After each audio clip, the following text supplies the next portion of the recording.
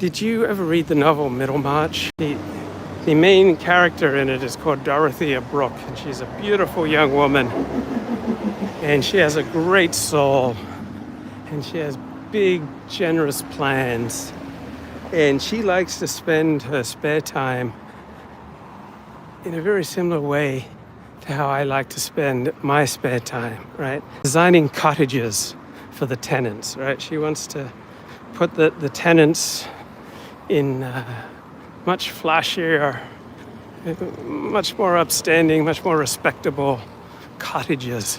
And is there anything that's so satisfying for the soul and for the spirit, for the neshama, than designing cottages for one's down on their luck tenants? And a man who's trying to romance her, he pretends to have great interest in her cottages. In fact, he even makes plans to put them into effect. And then she's sorely disappointed that he was just doing it to attract her romantic favors.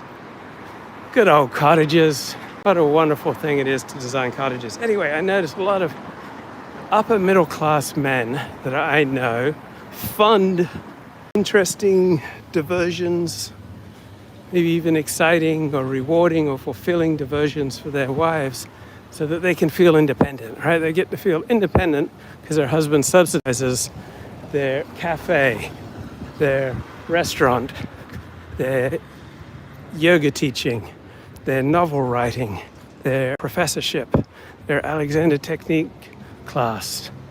They're working as an activist or as a rabbi or a human rights scholar or a specialist in international humanitarian law. So these upper middle class men understand happy wife, happy life, and they have the means to subsidize wives.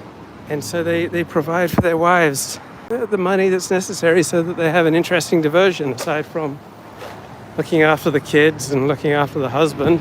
She gets to have her own independent identity with her own jewelry design business, or maybe she's working on becoming a thought leader. Maybe she has a little psychotherapy practice.